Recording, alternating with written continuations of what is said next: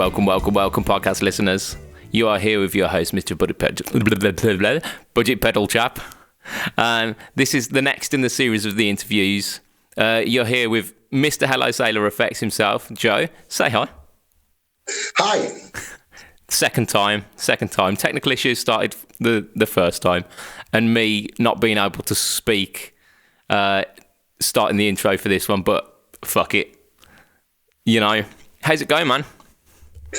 I'm living a dream, mate. Yourself? Yeah.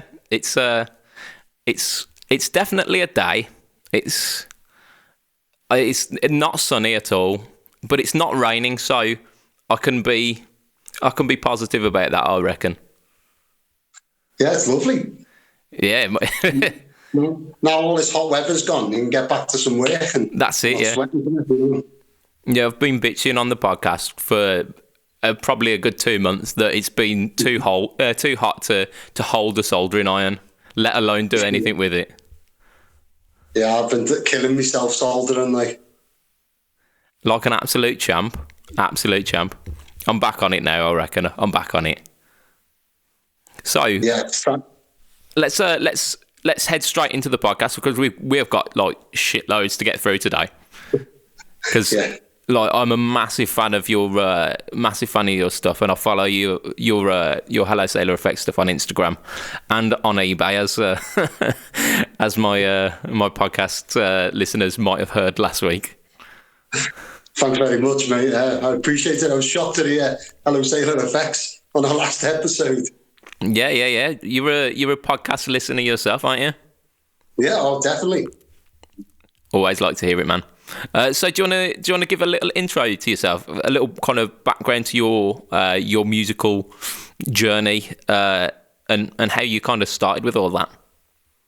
Yeah, well, I didn't really do much with music itself until after I joined the Navy, and I took my little brother, or I drew the short straw to take my little brother to a concert because my dad didn't want to go after he bought him tickets, and it was to go and see the Coral. Oh, fair play, yeah. The Proclaimers opened for them, and they were fantastic. And do you know, I sat there through the whole thing like I got to learn guitar. And there's a couple of lads on board me ship learning, so I just jumped in with that. And then it's been a 15, 16-year love affair on and off since. Bang on. Yeah.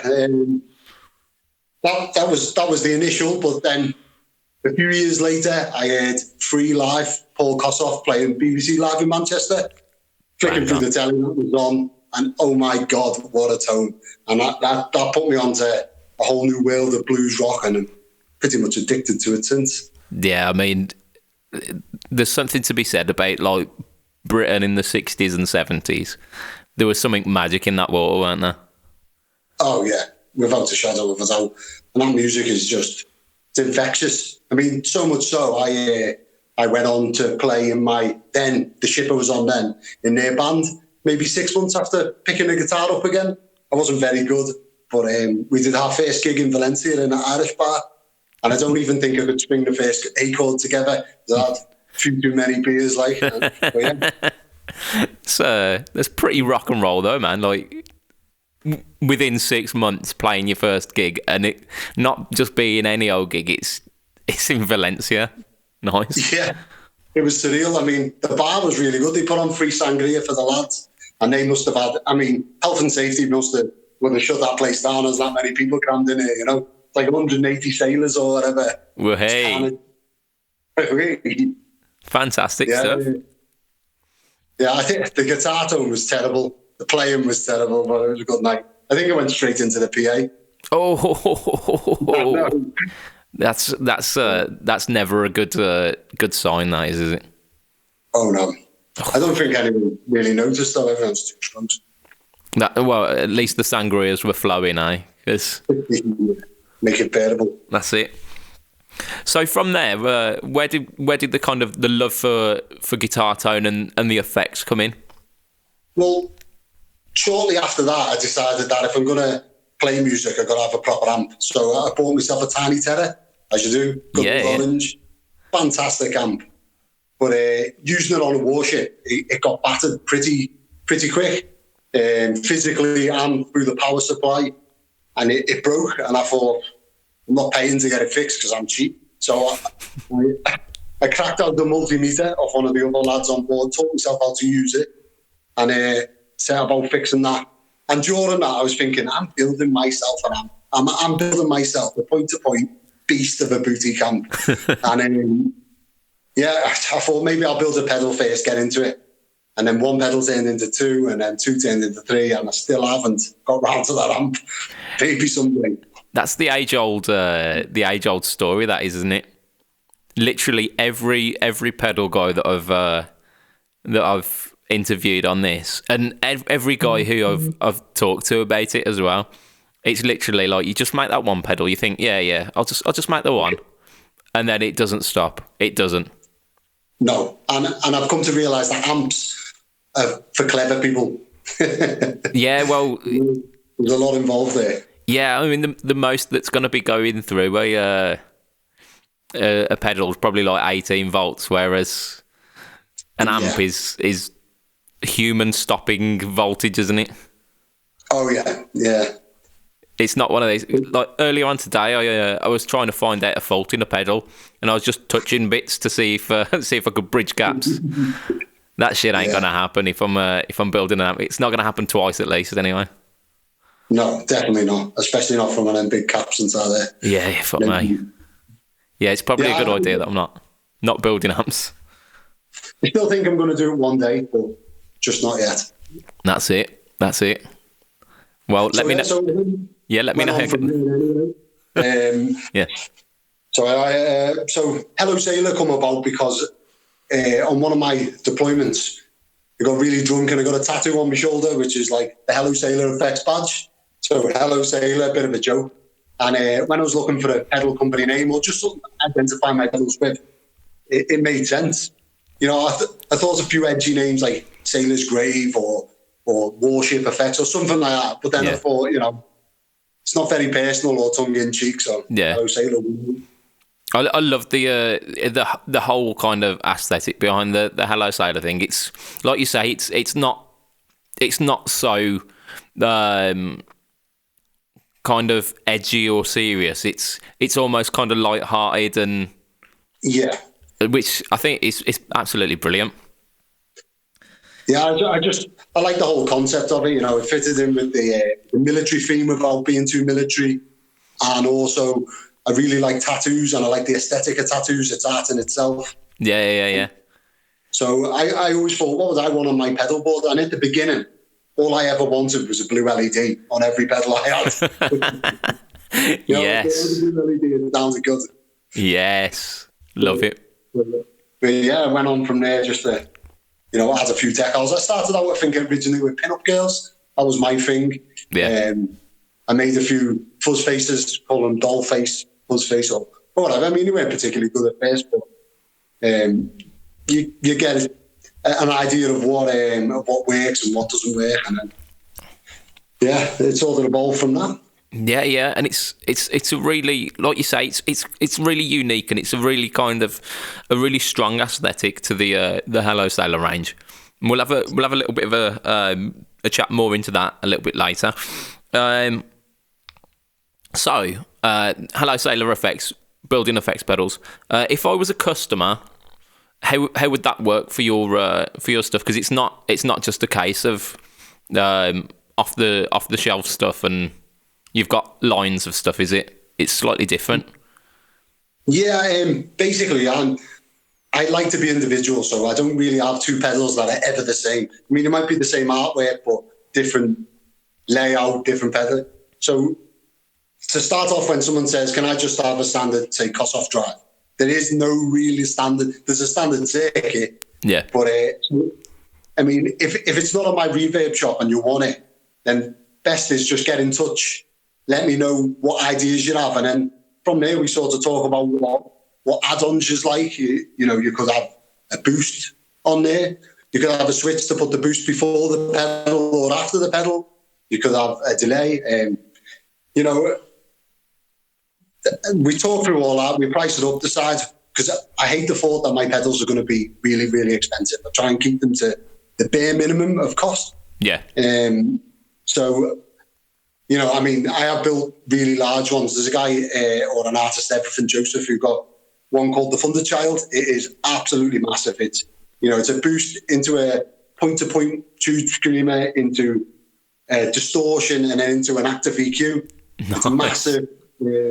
Yeah.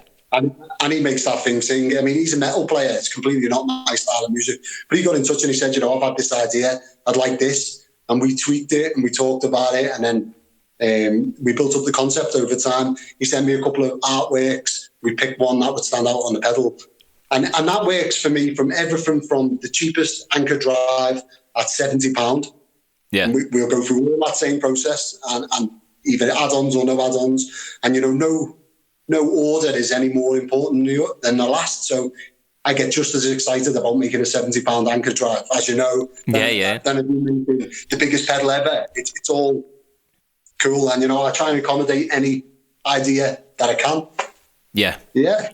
And that's pretty much where we go. And I mean, the options can be a bit daunting. So, you know, there's clip and diode switches for certain pedals. There's, you know, dual pedals. There's a foot switchable effects loop. There's, you know, dual volume controls, foot switchable volume controls, fat switch for the input. We could go on forever. You can dream it up. I'll try and make it if it's within my reach. Bearing in mind that I'm not the most clever guy in the world. Absolutely preaching to the choir here, man. Preaching to the choir. Yeah, I'm never going to make some digital masterpiece like Chase Bliss. You know, that's You know, the digital brain analog heart. That's not me. Yeah, I'm probably the engineer who will hit it harder with a spanner if it doesn't work. You know. However, yeah, absolutely bang on. So it's basically email tennis at first, and then we come up with a price, a circuit, an artwork, colour. You know, I mean, I've recently made one that went out to Singapore at a Kossoff drive. He wanted a Burgundy Mist Nitro to match his guitar, which was a Collins. Absolutely fantastic guitar. And that's gone out there to him. So it's whatever you want. Absolutely, just amazing. Just that the kind of personal touch behind it, and the fact that no two pedals will be the same is just it's a refreshing take on it, because you get so many. Like even the small kind of boutique manufacturers will just churn out the same. They'll churn out a batch of the same thing. Yeah. Oh, and there's definitely a place for that. If you look at my pedal board, I got maybe two of my pedals, and then the rest are pretty manufactured pedals. But but also we just want something that no one else is ever going to have. You know. That's it. The personal touch. Yeah. That's definitely Hello Sailor Face. And just while we're here, if you haven't already, listeners, just go over to Instagram and check out some of the just amazing aesthetics and the amazing work that goes into some of those pedals. Because I mean, for me, I've got Instagram like full of just different pedal manufacturers and people, and these are pedals that stand out to me.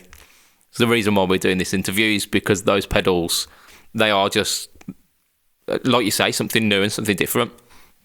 Yeah, I mean, I've had so many different design ideas that are interesting. I had a guy, one of my mates called Steve. He's a big Sheffield Wednesday fan. Yeah. And he wanted a tube screamer that was Sheffield Wednesday. So we painted it white and blue with the badge on the front, and, you know, vintage styles and all that. And that just sparked the whole anything's possible, you know? Yeah. But so you've got that kind of that unique spin on all of your circuits, but there's kind of like those stock options as well. You've got a bunch of kind of set pedals kind of as a template. So just kind of off the top of my head, you've got the Anchor drive, which we'll have a little chat about in just a second, because you actually sent me through one of those, and I've had a chance to try that. The broadside, which I mentioned on last week's podcast as well. Yeah. What else have we got? We've got the Kossoff drive as well. Yeah, I also do one with full head fuzz, which never really got off the ground. It's I sent one to a band called Xander and the Peace Pirates. They got in touch through Instagram. They like one of my designs. Yeah. I'm a massive fan of Xander and the Peace Pirates. Their first album is just phenomenal.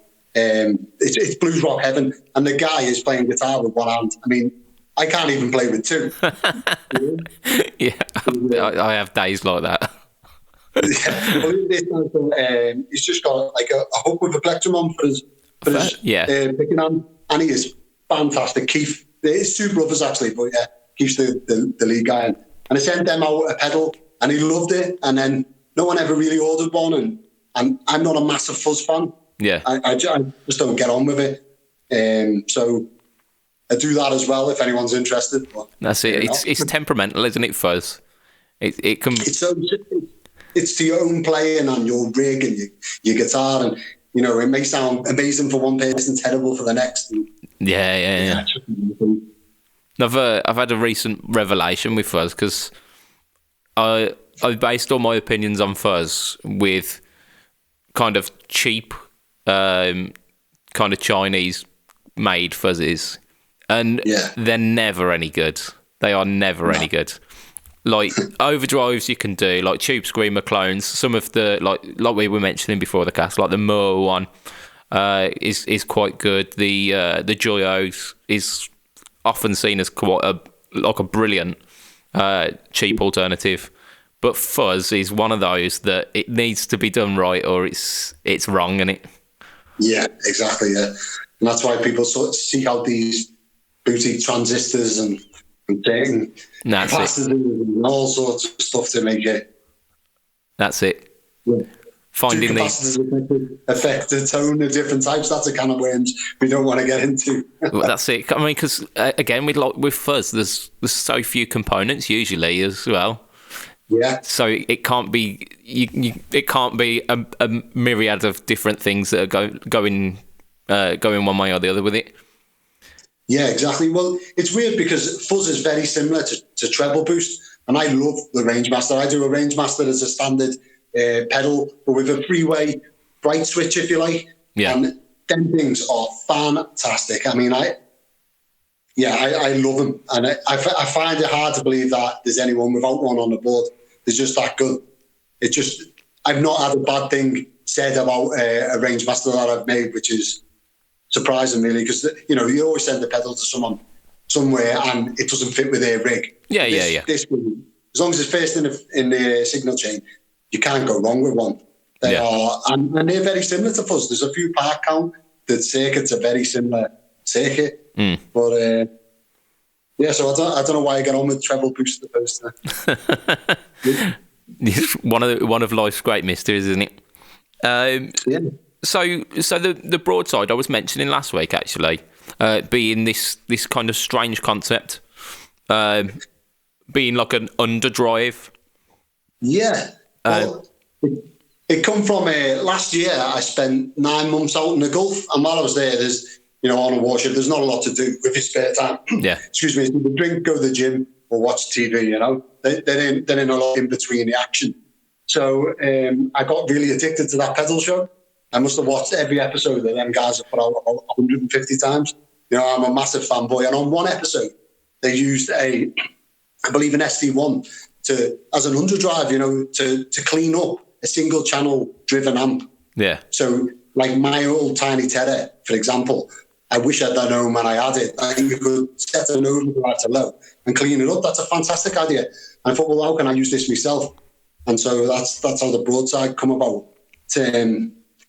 I looked at the circuit quite a bit recently, and it's actually very close to one of the little JHS pedals. It's not the same, but there's the same parts, just the inputs configured quite a bit differently. But so it come about through that. And I actually, if Dan and Mick are listening, probably not, I actually got in touch with them because when I first come back, I made a broadside out of a 4.5-inch cannon round that was shot from the ship during my deployment.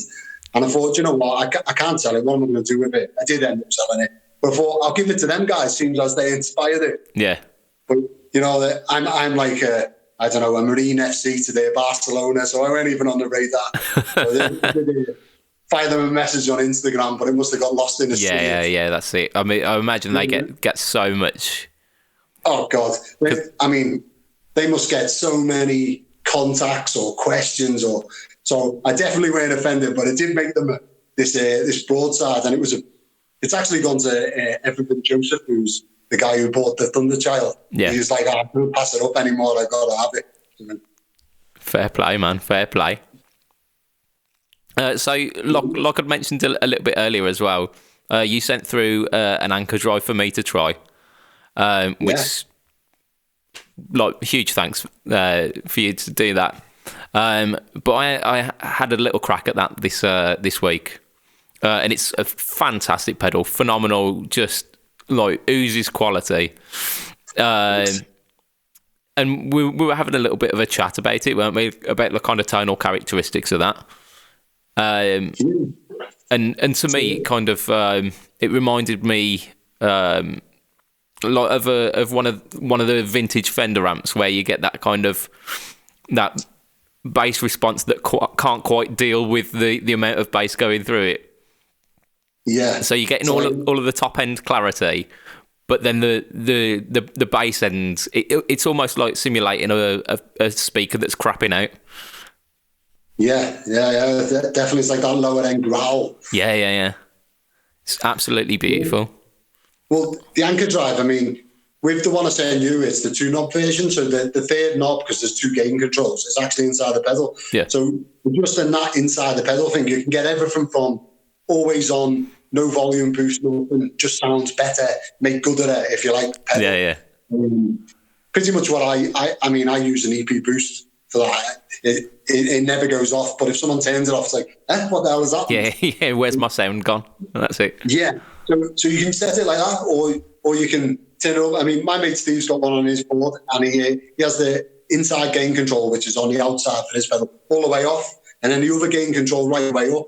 And he uses that for sort of Led Zeppelin crunch, you know? Yeah. And you know when someone's just in sync with the guitar and he makes that thing absolutely sing, and I'm playing my one, like, what the hell isn't it sound? Yeah, where are those notes? Yeah, why can't I do that? Exactly.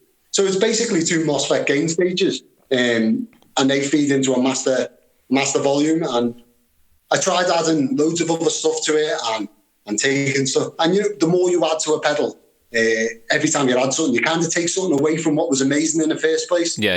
You add a tone control. I think initially I used like the big wolf tone control that everyone uses, and it lost a little bit of something. So I thought, do you know what? We'll just use that as it is, in your face, turn it on, whack, you know. So that's how that one come about. Yeah, we were talking about that similar kind of thing with a tube screamer variant that you're doing as well, don't we? Yeah. So it's a point-to-point tube screamer variant, and I think it's got a really low volume output. I mean, it's not unity; it's above unity. Yeah. You have to really crank it round to get it to up the volume, but it just sounds so good.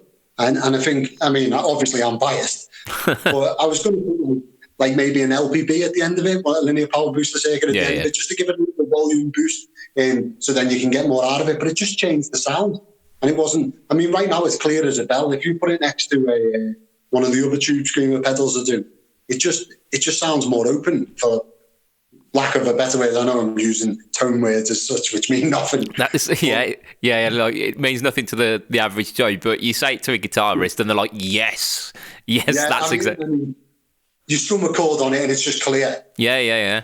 And that's the drawback sometimes of the tube screamer, isn't it? That it's the mid hump, but the sacrifice of the definition of the note. But then sometimes that mid hump in some situations can be fantastic. Exactly. Yeah. I mean, I was telling you at the Stockcast how I use a Moore Green Mile as a solo boost, and it is exactly for that.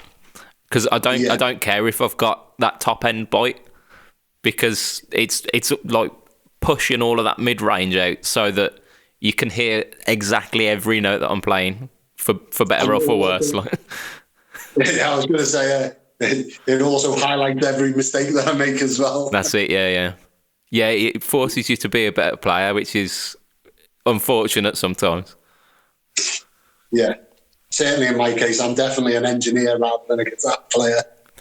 But it's all about enjoying the experience as well, isn't it? And if you've got that next pedal that'll inspire you to pick up your guitar and just play it, then it's worth every penny. Well, I completely had that with my Rangemaster. I spent, when you think you're just going to try a pedal out, and then 3 hours later you're like, oh God, where's the time gone? Yeah, that's it. I should have gone to bed at least 2 hours ago, and it's now morning. What's going on? Yeah. Whereas usually for me, I'll play a pedal for a bit and I'll go, wonder what it looks like inside. That's it. Yeah, it's the engineer's affliction, that is, isn't it? Yeah. Yeah, opening them up before you even plugging them in. There's nothing worse than opening up and finding it's not through all. Minutes. Oh God. Oh yeah, it's like seeing a girl who's like absolutely supermodel beautiful, and you get closer and you're thinking, oh actually, no. Yeah. It's like that, isn't it? I mean, even better when you open one up and it's got crazy oversized components that are unnecessary but look cool. That's absolutely bang on. And your pedals do have a lot of that kind of vintage vibe to them, don't they? Where it's as beautiful inside as it is outside. Well, I like to I like to look inside pedals, so I want my pedals to look good inside as well. Yeah. But not only that, I mean, I find point to point is easier to do compared to Vero board. We were speaking before about my sight isn't the best, but I'm putting in a second hole down on it. Yeah. I've tried my hand at Vero, but I much prefer to use point to point. It's easier to see. Yeah, I was wondering if it was an aesthetic thing or if it was practicality and. Also, I believe how true I don't know. Take a cleverer man than me, but I believe it was mentioned on a Guitar Nerds podcast that the old big muff circuits, the components were really bad, but the circuit layout was really good because it was larger and that affected, the proximity to other components. So maybe there is something to the size of the board, and who knows? I mean, my ears aren't that good to hear that much of a difference. I know what sounds good to me, but I'm not that in tune with, I probably couldn't tell if someone put a different voltage size capacitor in an input or, I think there's like 95% of us out there who can't tell that. And I think our mutual friend Simon from JSA Effects is definitely one of that, like 5%. Or also known as my pedal guru. That's it. That's my Instagram feed pretty much. It's you guys, and every day I'm checking on it, and I always send a like your way and his way because it's with your stuff. It's so visually striking, both inside and out. I'm looking at it. I'm seeing these turret boards and like. The massive, beautiful looking components, but with Simon as well, he always gives a story behind everything, and it's technically brilliant. Oh yes, yeah. I was saying before, his Horse Whisperer pedal is literally on my pedal board. It had Velcro on. He only sent me it to try out. It had Velcro on. It was on my board before I even got back to him, and then I messaged him and said, what do I need to do to keep this pedal? Because in my mind, it ain't going back no matter what he said, Yeah. It's just a formality, pretty much, that you're saying. Yeah. Well, what do I need to? Yeah. Because no, it's staying here. It is staying here. Yeah. It was a foregone conclusion. It was already mine. But, I thought I'd message him and say, make it formal. I ended up sending him a Kossoff drive, and that was a nerving experience because he's got such a good ear. Yeah. I mean, he can. Well, yourself. He's very tuned into what different. He knew a Kossoff drive inside out just by plugging it in and playing. He knew how it worked, and Yeah, I sent him the one with the fourth control on for bias, and he was like, "Oh yeah, the bias control." No, he's straight in there. He knew. Yeah, I would set up the tone stack, and he's just got that ear for it, hasn't he? But it was really nerve-wracking because I thought he's a pedal builder himself. Yeah, I don't want to show him up. You know, how will it stack up? You know, if he gets it, it's a piece of crap. You know, that's it. Dashing your dreams there. Yeah, especially as he sent me a pedal, and I plugged it in and was like, "No," you know, that thing was in my butt. But he was happy with it, so. But he's one of these guys as well. If it was crap, he would completely like help you out and tell you all the different ways to fix it and to make it that next level, wouldn't he? I'm leaning on him at the minute for some transformer knowledge, because all my knowledge of transformers is transforming down 600 volt on Bullet Warship. That is absolutely unrelatable to a pedal. But, I really want to use small transformers on an anchor drive just to add transformer clipping. Whether it's possible or not, I don't know. But he's been giving me some pointers. And my main reason for wanting to transform is because I think it's going to look cool as hell on a tag board. There's pretty much no other reason. Yeah. So I've got my first couple of transformers in, and I'm going to start playing with. And actually, he's been helping me with. I've got a real problem with my range master having to go first in the circuit. Yeah. It really annoys me. So I'm thinking about using a transformer as an inductor to simulate the pickups, because it likes to see the pickup impedance. So he's been helping me with that, and maybe I can come up with something that can go in front of that circuit, so we can have a range master that goes after your compressor or after your whatever. There's a few guys. Stuart Tate's one who uses the transformer in that way, isn't he? I think it's his Raise the Dead circuit. The one of the latest revisions of it did that for exactly that reason. But I know that I know Simon's a huge advocate of of transformers just in general. Yeah, he is. Yeah, and it's probably inspired me to look into it. You know. Yeah. And I think on a large tag board inside, that is going to look better than anything I could put on the outside of an enclosure. Yeah, I mean, let's. We've kind of veered off track, and I absolutely love the fact that we have. But let's kind of have a chat about the aesthetic of your pedals as well, because there's a really strong theme going that. Yeah, it's I've always been interested in tattoos. I say always, probably before I joined the Navy, and then when I joined the Navy, it's kind of a tradition. Yeah. You know, there's certain tattoos for certain things, you know, like a fouled anchor for crossing the Atlantic and stuff like that. And I really enjoy that side of things. So I just incorporated that with my pedals. And a lot of the first ones, and still a lot of the ones I'm doing now, are either tattoos that I've got myself, or that a few of my friends have got, or a few of my past shipmates have had, or I've seen when I've been out and about the world. Yeah.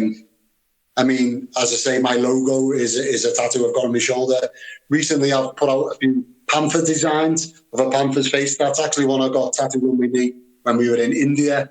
I was pretty drunk, and I was like, I want something Indian with the panthers from India. Oh, good. Why my knee? I don't know, because it really is. But yeah, so that design's on a few pedals at the minute. And it's kind of just gone from there. Yeah, I'm loving the kind of the traditional tattoo style that comes along with your pedals.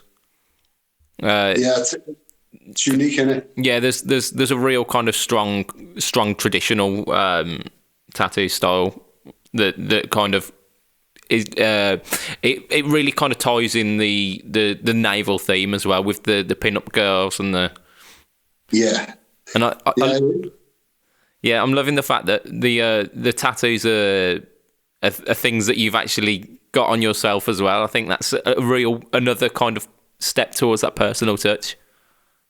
Yeah, I mean, I think tattoos are built to shape around the body, and because they're meant to stand out in that form, they stand out really well on pedals. Yeah. It just seems to fit. So, yeah. But also, you can have anything. I mean, I've got a guy now who's bought 2 anchor drives with a delay in the same enclosure. He's bought himself one, and his kid one for his birthday. And they're both pictures on the front are pictures that his kid has painted. Oh. So obviously when he was younger, by the look of the pictures. But so we've got 2 dual pedals. All right, started out as an anchor drive idea. Yeah. Then we've added in the Bucket Brigade delay, and he's got his own pictures on it, his own slogans and whatnot. So I'm sure they'll be coming out on Instagram soon with lots of pictures. But people can add their own personal touches as well. It's not just my personal touch with the tattoo idea. It can be anything, absolutely anything. Fair play. And the one thing that kind of drew me initially to your pedals is the kind of the colour choice as well. There's so many vibrant colours that you use for your pedals. But not only that, easy. So after I've done a couple in, say, rose gold, I really like that colour for a while. Yeah. Absolutely love rose gold because the artwork pops out. But then after a while, I was like, I've done rose gold to death now. Let's move on. What else is there? And so, and my wife's really good. She'll come back with a different kind of spray paint that she's found out. Like, oh, let's try that, see what it's like. Bang on. I'm looking. Yeah, I think I keep referring back to everything Joseph. He's on like his 5th pedal from here, son. But he's gone with a red theme for most of his. So he's done red to death. So I tend to stay away from red pedals at the minute. The next one that we've coming out shortly is it looks amazing, and red was definitely the right colour for it. But I've started looking into nitrocellulose finishes now. Oh, okay, yeah, because I got the order for the Burgundy Mist Kossoff Drive, and I thought, why not? Let's try it. And I'm currently making myself a Telecaster in Sherwood Green. I thought, well, if I'm making myself a Telecaster, I'm having a matching pedal. Oh, of course, yeah. So, of course, if people have got their favourite guitar that they have a nitro colour on that they want to match it, I'll buy the colour and I'll make them a pedal the same colour as their favourite gear. It's absolutely doable. And you've also kind of experimented with along the kind of guitar finish line. You've experimented with like colour over colour and relicing and stuff like that as well. Yeah. There was a guy on Instagram, I don't want to say his name just in case he doesn't want it read out, but he's got a huge guitar collection, and I mean custom shop, vintage amplifiers, all sorts. I mean, you probably know what I'm talking about. And he ordered it, or he put on a picture of this beautiful pink, over the top of Sonic Blue Stratocaster that was relic to death, and it just looked amazing. It was this pin-up rig, it went with a pin-up amplifier, and I said, that's a great concept for a pedal. And he said, right, let's do it. So we went for a Kossoff Drive in Sonic Blue with shell pink over, and I reliced it to the same sort of relicing as the guitar as well. So not too over the top, but not pristine. Yeah. And come up with this pin-up girl for the front of it. We called it like the pin-up blues pedal. And it was sort of based on the old Maybell Bomber sort of. I mean, if people Google that, they'll be able to see the sort of design idea for the writing and stuff. We spent forever trying to get the right font. And I think even to this day, I didn't get it perfect, but we got it close. Maybe 2 weeks on the phone, just batting ideas about. And that was a real fun build to do. And because I was trying to match it to his gear, it made it a bit interesting. And so that's all. And I love relic guitars. So for me, I do love a relic finish. And I know people don't get along with it for whatever reason. Yeah, it's a divisive one, isn't it? It's like Marmite. You either love the relics or you hate them. There's kind of no middle ground with it. Yeah, and I think with using the nitrocellulose lacquer, the next step will probably be to add some check into it. Oh yes.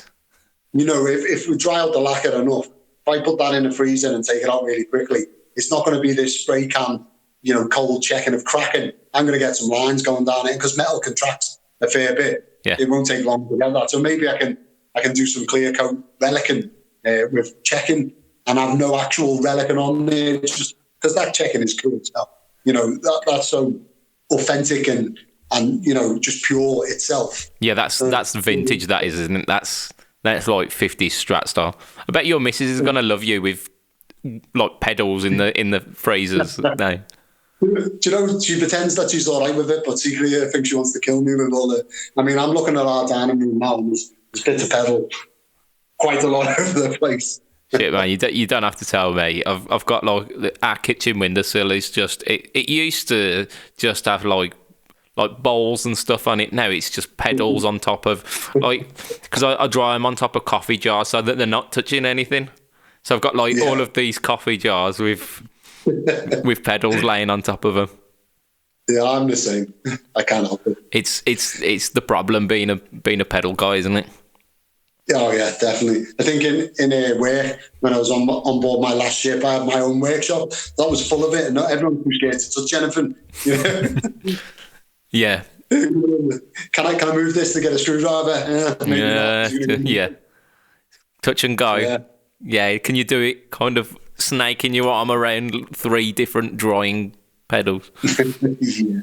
Well, I think the next stage for me maybe is to do one to match my Les Paul. You know, like a sort of yellow one now, so a creamy yellow with a checking, because mine's checked to death. So that could be a next step maybe for myself. It's a beautiful Les Paul as well. That is. Just for our listeners, what year, what type, what?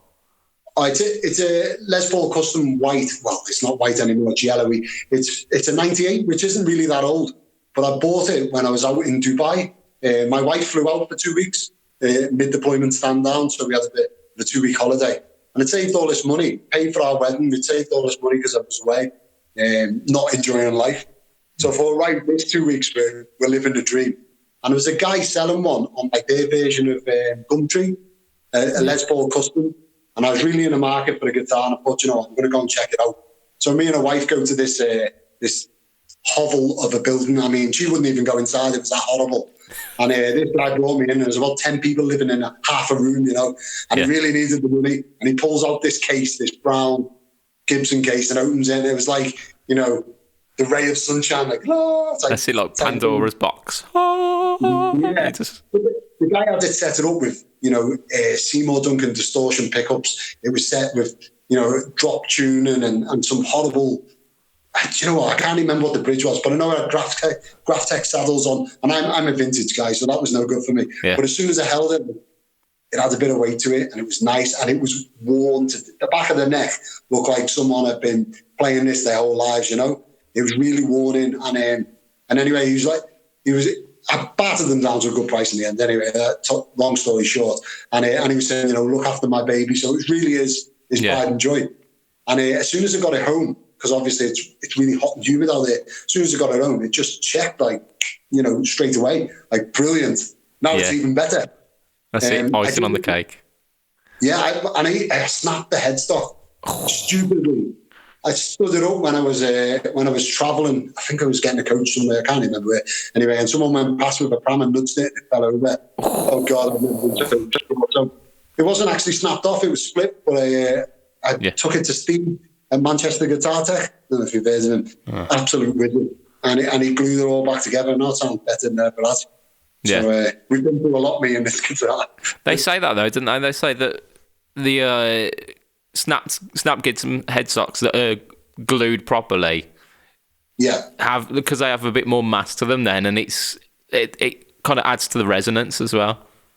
Yeah, well, I don't know whether it was the setup before that and he did install a new bone nut, which probably had more to do with the change in sound. But now the thing just resonates even more. Yeah. Like, you know when you strum a chord and you can feel it shake through your whole body. Yeah. So you know you've got a good one, isn't it? Oh yeah, and of course I added a set of Monty's Paths in there to get rid of the Seymour Duncan, and I went for a Faber bridge as well in relic gold, and that just. And a lightweight tail piece. I thought, if I'm changing the bridge, might as well go the whole hog, you know? Yeah. But yeah, I mean, I was going to change the wiring harness in it and that, but it had CTS pots and orange drop caps. The guys obviously looked after it to his own style. Yeah. So, and I think that's the guitar that I'll be buried with. I think that's the one, you know? Yeah. I know exactly. So, I can empathise with the feeling, but I can't, because I've at last count probably about 14 guitars. So that's a lot of guitars. Yeah, I mean my Les Paul was a really similar story. I actually bought it off one of my mates, but like he'd used it really, like it was his baby for like probably about 6 years that I'd known him with this Les Paul. But he tore out all of the Gibson electronics and put EMGs in it. So, oh man. But like there's this beautiful like buckle rash on the back of it as well. Like the entire back of it is absolutely shagged. Like it's like all of the nitro's gone kind of knobbly, and there's bits where it's worn down to the mahogany, and just like it's got so much character. And that's better. I mean, people always say if you show me a collector's grade instrument, it's not, it's something that hasn't been played or it hasn't been worth playing, or it's, well, that's it, isn't it? Them old, what is it? The Stradivarius, yeah. The more they're played, the better if you leave them. Yeah. So maybe that's the same thing. I've even heard of people resting up against the telly or what have you, because the vibrations are travelling through the guitar and all sorts of stuff.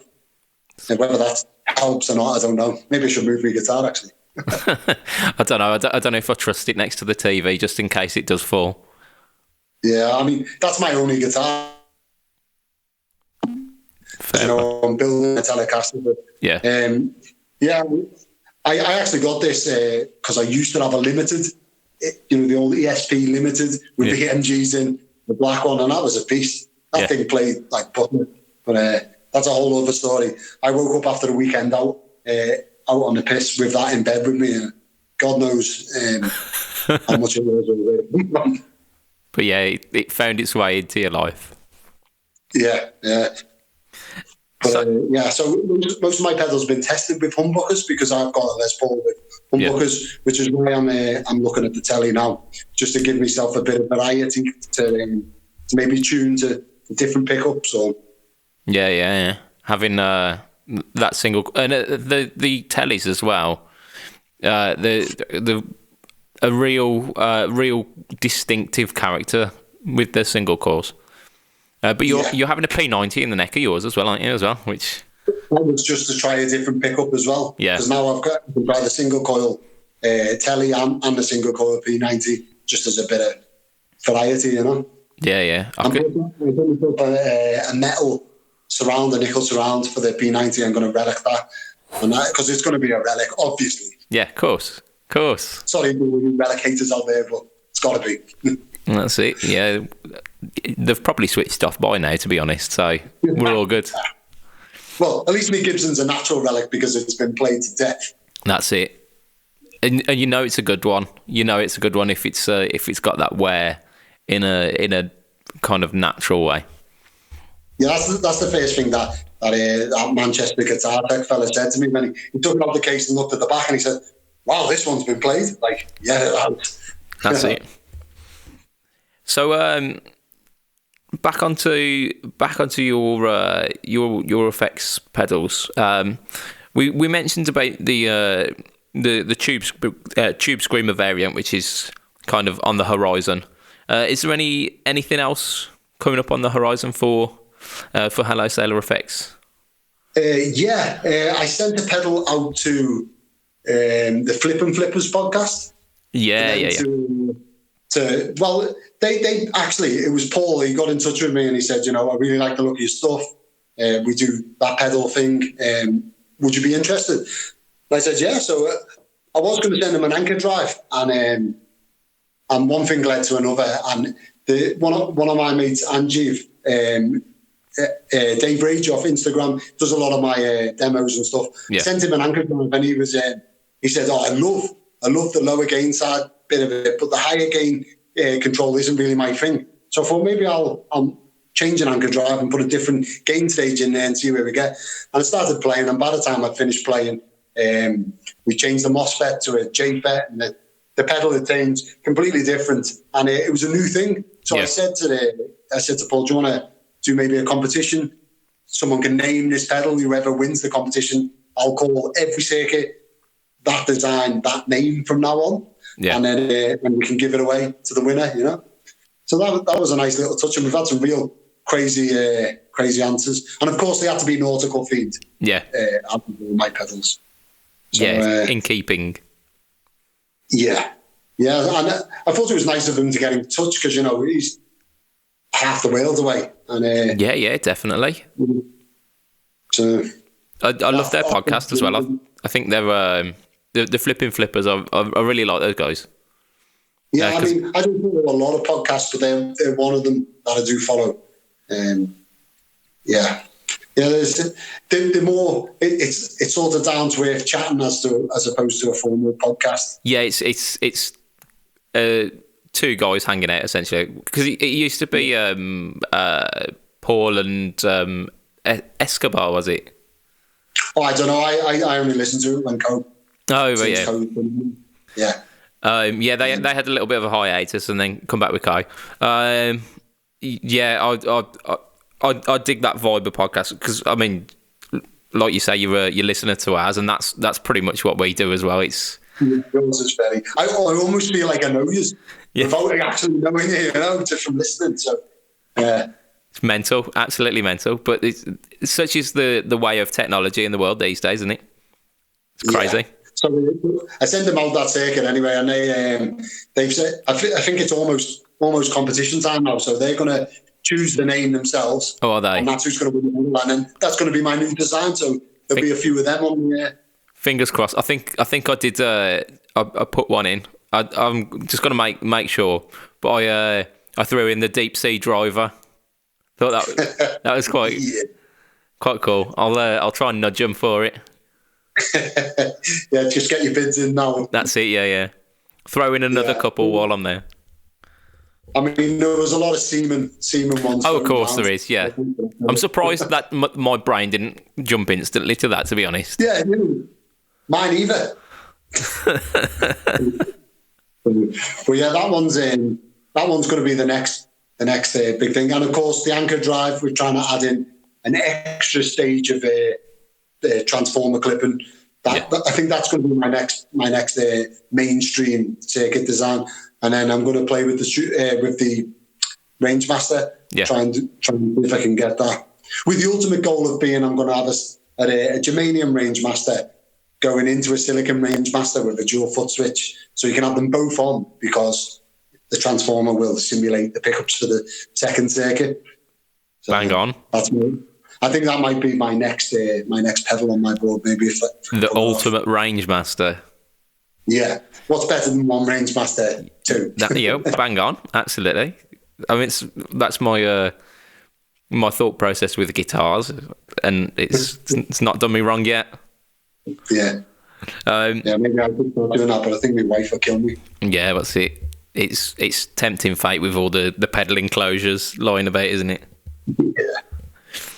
So we're gonna wrap it up. We're gonna do one final question. I think I might have done this with another couple of the pedal guys, but it's an awesome an awesome question. Desert island pedals. So 3 pedals that you can take on a desert island. This hypothetical desert island, for some reason, has got unlimited power, and you've got an amp and your Les Paul all of a sudden there. But you've only got 3 pedals to choose from. Oh, this is a real simple thing for me. The amp is going to be amazing, so it'll have reverb. I don't need to worry about that. Yeah, of course. Yeah. So the Rangemaster with a fat switch. Probably, I mean, I think I'd probably go for the Analog Man Bob. That's a Rangemaster type thing. If money's no object, and availability. Or definitely that. And then into a standard blues driver, Boss blues driver. Fantastic pedal, do anything with that. And then the last one, I don't know whether it's a cheat or not, but a Kingsley Maiden D preamp. It's a floor-based preamp with a foot switch and the pedal. It runs off 9 volts. Fair play. It's meant to simulate a Dumble, you do a Kingsley Maiden, which is a black bass Fender preamp. Yeah. That thing into the effects loop return of my amp is absolutely wonderful. And I think there's nothing you can't do with that. So, I think that's a winner. That's an absolute winner. No nonsense. None of this modulation. None of this delay. Forget all of that nonsense. You just want good, solid rocking tones. I'm thinking Billy Gibbons, Eric Clapton, early Eric Clapton, and Paul Kossoff done everything with nothing. What more do you need? Maybe it'll make me a better guitar player. That's it. I mean, we were talking about Billy Gibbons the other day, weren't we, on Instagram? The guy. After having that little chat, I went on a ZZ Top kick. Just put Trey Hombres on and just bliss, I absolute bliss. Brown Sugar was one of them songs that you hear it and it's just like, oh God, life's never going to be the same again. What was that? That's it. You know? And that first album, it's just, there is not a bad song on it. I mean, the guy can go with one guitar from polite and cleanish, and to ultimate rock and in your face is just function in the chest type tone. It's fantastic. Bang on. Yeah. We were talking about Billy Gibbons on the last podcast, actually, because of his pickups. His strap pickup, yeah. I mean, I'm not convinced, but okay. But you put it in the hands of Billy Gibbons and it's going to be magical, isn't it? It's going to sound like Billy Gibbons, isn't it? Yeah, that's exactly. It, yeah. You could put Billy Gibbons through any amp and any guitar. You could probably give him like a fucking diesel with some kind of like BC Rich, and he will still sound like Billy Gibbons. Yeah, I mean, they're certainly not going to come out with a Seymour Duncan, Joe Hello Sailor Effects version of Pickups anytime soon. That'll make you sound worse anytime you want. That's it, man. That's it. Oh, yeah. But, so yeah, I think that's where we're going to wrap the podcast for today. Is there anything that you want to plug while we're here? So definitely Instagram. Everyone, stop what you're doing and get to the Instagram. Do that now. It's Hello Solar Effects at Instagram, isn't it? Yeah, absolutely. And just if anyone has got any even small concept idea for a pedal, please get in touch and let's see what we can come up with. No matter how outrageous, how crazy, or let's just do it. Yeah. I love a custom build, like something out of the ordinary that's really interesting. Let's do it. Bang on. And also, if it's a case where you just can't wait, but you want to get some of that Hello Sailor goodness, check out the Reverb store. But leave the eBay alone so I can at least get one of these fucking bits. Yeah, I think I might start a few bits today, actually. Try and clear some stock to fund some more build. Don't tell me that. Don't tell me that. Got no cash at the moment. Payday's come and gone. Yeah, same. So yeah, standard fare with me. If you want to catch me online, it's BudgetPedalChap Instagram, Facebook.com/BudgetPedalChap. Catch me and the podcast guys online at the Facebook group, which is I forgot it now. It's guitar groups, and then it's Fret Talk Podcast, and that's pretty much us for this week. Absolutely, just thank you for coming on and just for the chat. It's been absolutely amazing.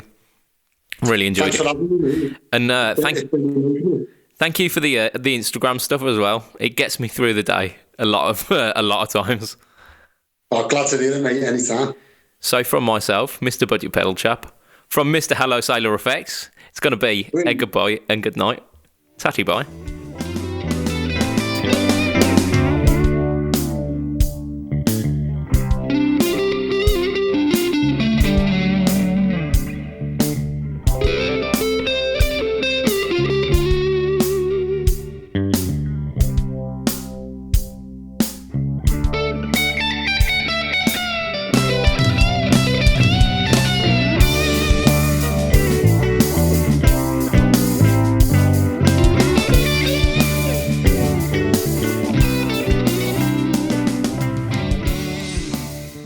Cheers, mate. That flew by.